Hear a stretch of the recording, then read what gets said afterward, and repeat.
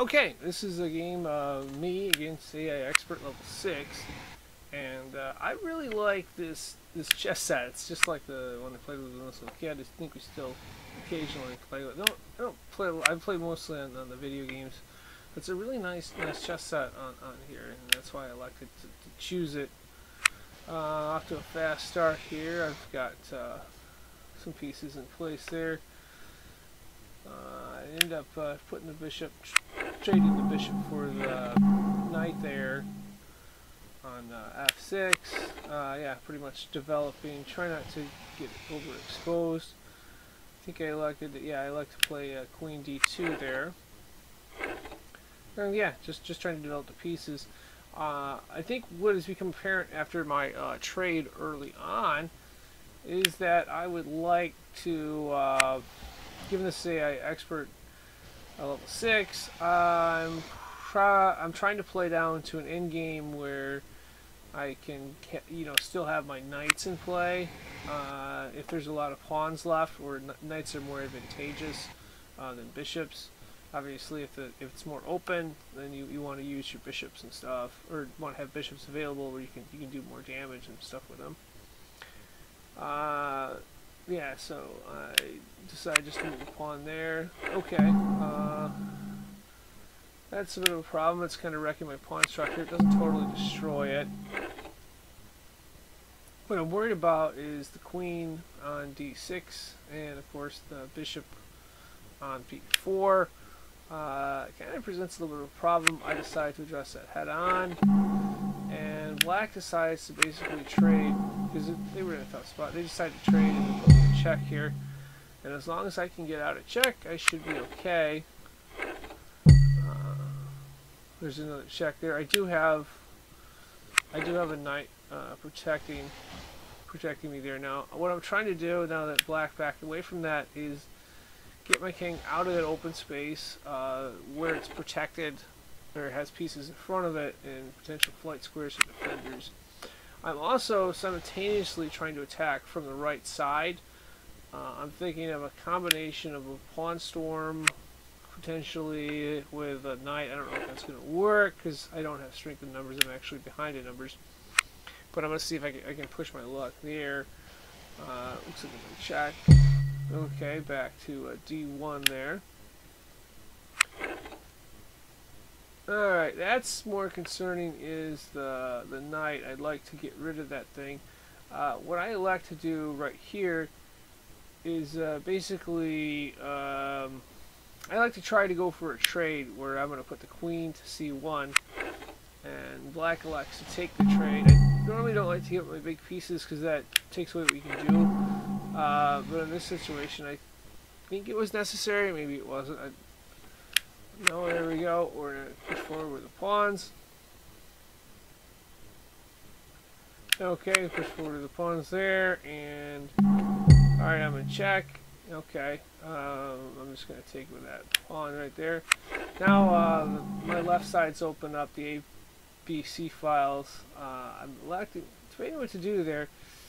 And I decide not to take the G6 pawn, but rather to push forward and limit the number of options that black has to move around, cut down the mobility of their pieces. Because, they've got the two rooks, but those rooks are less effective when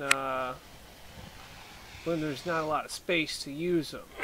As you see, I've got a little more space on my side there, and then I'm going to move the rooks across, but rooks are less effective when they're tightened up in space. There's a threat. Obviously, black sees that. Now the trick is to get my knight involved and try to take out one of these pawns on either the A, B, or C files. And I'm going to slowly work the knight across until there's an opening there, and my plan is to try to whittle that position down and then try to use my material advantage here. There's a knight to d2. Okay, kind of a threat. I am going to do nothing with the king. I ended up taking the knight, getting the knight into position. There is a tricky one. What I'm going to do there is I'm not going to touch that piece. I'm just going to get my knight in position here and potentially make threats and then see what the G5 pawn ends up doing. Let's see. Debating what to do to the king.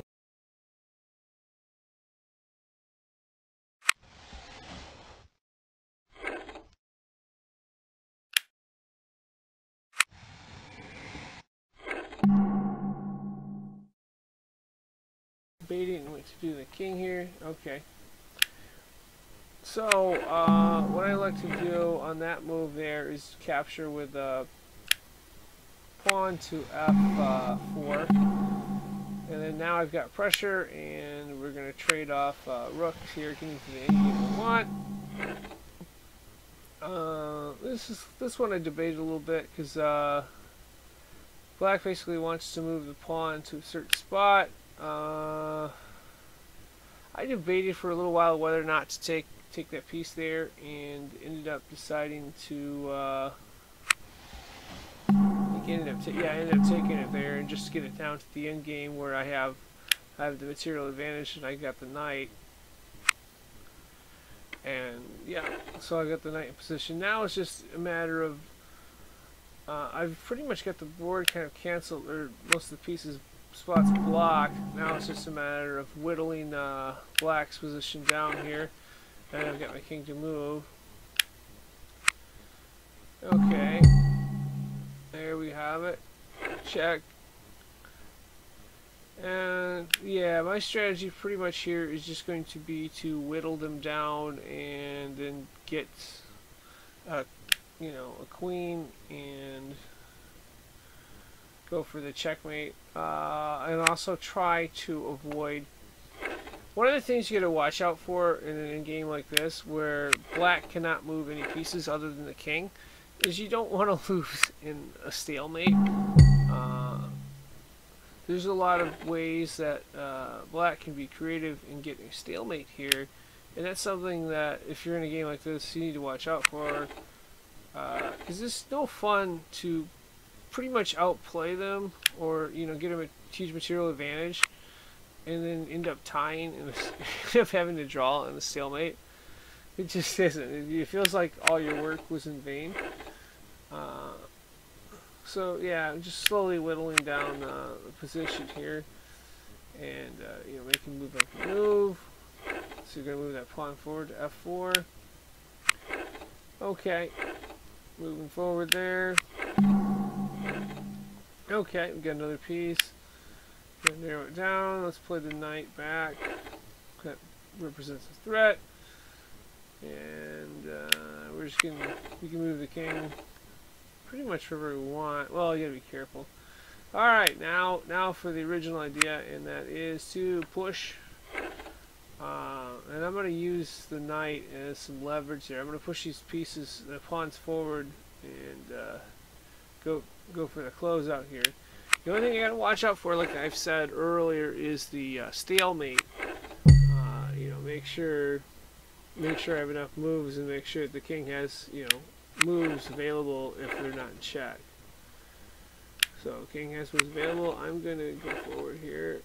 I'm gonna try to push him to the A file, and that's not working. Okay, we're gonna go forward again. See, the only thing about playing like an AI6 opponent, if you're playing a human in a game and you were up this much, they would simply resign, which would be nice. Okay, there's a check right there.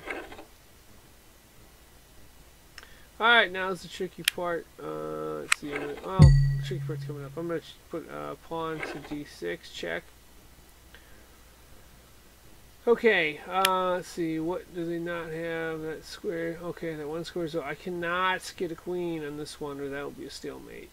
Can't get a queen. Cannot push the pawn forward here. That will result in a stalemate. Is all black's flight squares will be taken. So let's see. What do I elect to do? I elect to take the knight, I believe, or I will elect to take the knight here. Yeah, because well, no, that one spot's open. I think I elected to play the knight backwards, just to open up the range for black. Because there's still that G8 square that they have. Yeah, I elected to play the knight here. All right, knight back to C5. Okay, that's straightforward enough.